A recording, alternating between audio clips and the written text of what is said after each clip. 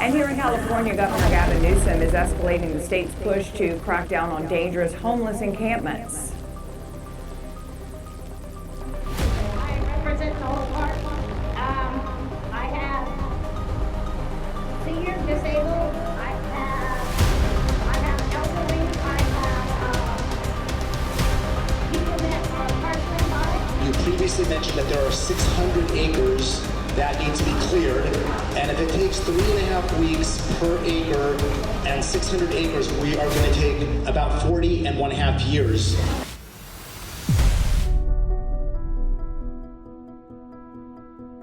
California is often imagined as the land of dreams, endless sunshine, shimmering beaches, and the promise of freedom.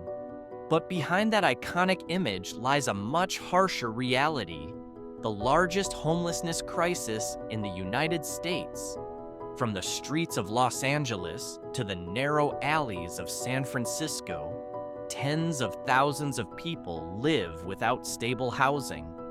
The numbers are staggering, but behind every statistic is a human story. Displaced families, hidden immigrants, and young people trapped by soaring housing costs. The question is, what went wrong in the so-called Golden State?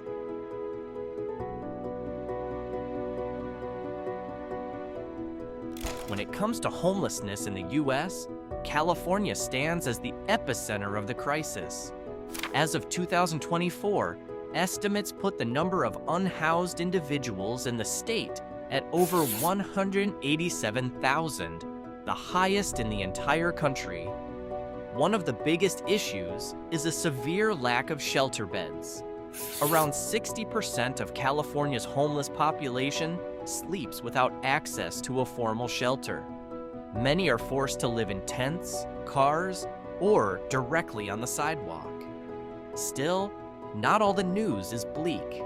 Some counties in the Bay Area, like Sonoma and Contra Costa, have managed to reduce their homeless populations by 20-30%.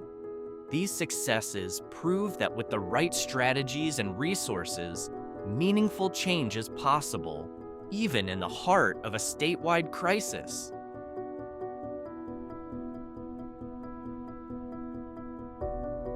At its core, skyrocketing rents and a critical shortage of affordable housing are fueling California's homelessness crisis. For every 100 extremely low-income ELI households in the state, there are only 24 rental units that are both affordable and available. That leaves 76 households out of the race before it even begins. This data comes from the GAP 2025 report by the National Low Income Housing Coalition, NLIHC, which highlights housing deficits across nearly every major county in California. In the Bay Area, Black residents are 4 times more likely to experience first-time homelessness compared to their proportion in the general population. This disparity isn't just about personal decisions. It reflects the deep legacy of housing discrimination and labor market inequity. These findings are highlighted in All Homes Data Spotlight, June 2025. In Monterey County, approximately 16% of elementary school students have experienced homelessness, not always in tents or shelters, but often doubled up, sleeping in a relative's home or living in makeshift garage units. The Guardian reported this as the invisible face of the crisis. Children who still go to school but move from place to place at night, often without stable access to services. Local outlet KSBW even cited a figure closer to 18%. A statewide study by UCSF's Benioff Homelessness and Housing Initiative, BHHI, the California statewide study of people experiencing homelessness, CASPET, found that 26% of respondents capable of becoming pregnant were pregnant during their episode of homelessness. Of those, 70% spent their nights unsheltered, and 61% experienced violence. Alarmingly, 11% were already pregnant before losing their housing.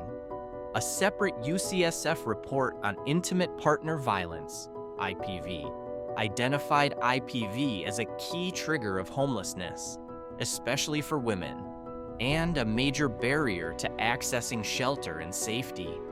The crisis is also rapidly aging.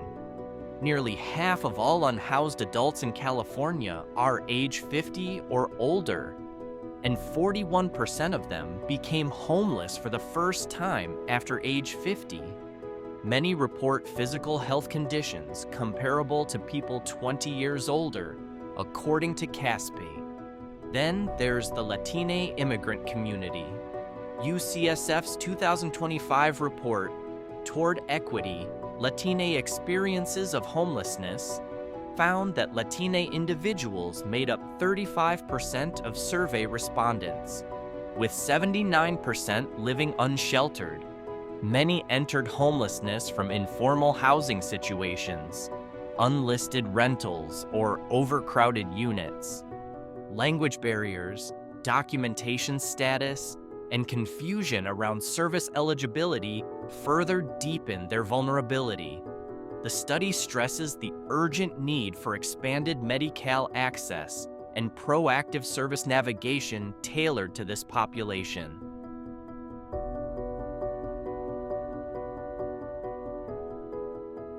Looking back, the Trump era marked a significant turning point that worsened California's homelessness crisis. During his administration, funding for HUD, Department of Housing and Urban Development, and housing subsidies was slashed. The impact was clear. Programs meant to support homeless individuals and families faced serious budget shortfalls, just as demand for affordable housing was rising rapidly. On top of that, Trump's repeated law and order rhetoric influenced how cities responded to homelessness. Instead of focusing on long-term solutions like permanent supportive housing, many local governments leaned toward punitive approaches, targeting homeless encampments with sweeps and shutdowns. The result? The problem didn't disappear, it just changed form. This legacy still lingers today, as California struggles with an ever-growing housing shortage and a more complex policy landscape shaped by those earlier decisions.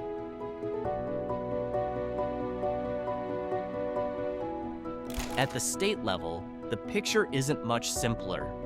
Governor Gavin Newsom has come under fire multiple times for blocking or vetoing legislation that could have expanded access to subsidized housing.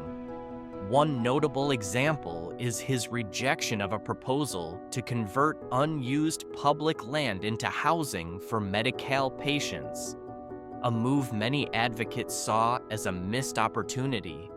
Meanwhile, the state has put pressure on cities and counties to crack down. Jurisdictions that refuse to clear encampments can face serious consequences, including the loss of state funding from Sacramento. This has made the choices for local governments less about willingness and more about compliance or financial penalty. Interestingly, responses vary widely between cities. Some take a hardline approach, raids, evictions, and zero-tolerance policies, while others attempt more collaborative, community-based strategies to seek humane and lasting solutions. As a result, California's approach to homelessness is a patchwork, heavily dependent on who's in charge at the local level. While much of the public debate focuses on the policy tug-of-war between Sacramento and local governments, the reality on the ground is far more complex, especially within undocumented immigrant communities, particularly Latino populations. These individuals often make up what experts call the hidden homeless. not because they don't exist, but because they're invisible to official data. Many avoid public shelters out of fear that their identities could be exposed and lead to deportation. As a result, they seek alternative arrangements, living in garages, couch surfing, or doubling up. Multiple families crowding into small living spaces just to survive. What's both alarming and ironic is that this large-scale issue rarely appears in official homelessness statistics. Annual counts like the point-in-time count frequently miss them altogether. A Guardian report once noted that the number of hidden homeless among immigrant communities may far exceed official counts, underscoring a massive blind spot in how we track and respond to homelessness. California's homelessness crisis does not exist in a vacuum. It continues to overlap with other external pressures. Following discussions around Trump-era policy and hidden homelessness, a new and intensifying threat emerged in early 2025: natural disasters. In the first half of the year, a series of devastating wildfires, the Palisades and Eaton fires, destroyed more than 18,000 structures, forced nearly 200,000 people to evacuate, and caused an estimated $250 billion in economic damage. Amid an already fragile housing system, these disasters dealt another heavy blow. Housing supply shrank even further, rents soared, and thousands of families were suddenly displaced. For people experiencing homelessness, the impact was especially severe. Many were exposed to toxic smoke, which worsened existing health issues, while emergency shelters were overcrowded and unevenly distributed. Reports indicate that at least 500 unhoused individuals had to be evacuated directly from danger zones. These events drive home a sobering truth. California's emergency response system is not equipped to handle disasters of this scale, and the housing crisis can no longer be seen solely as a social issue. It has become a humanitarian emergency. Can I just leave my car right there? Where's your car? The cop saying you have to leave, and I leave my car right there because... So, what happened? There's a lot of fire right there. Despite ongoing challenges, there is encouraging news on the ground. 2025 data shows a 4% decrease in overall homelessness in LA County, including a 9.5% drop in unsheltered homelessness, a rare achievement in recent years. This positive trend isn't limited to Los Angeles. In the Bay Area, Contra Costa County reported a 26% decrease, thanks to a combination of permanent housing initiatives and low-cost rental voucher programs. These numbers signal a crucial truth. With the right interventions, real progress is possible, even amid overwhelming pressures like wildfires and economic instability.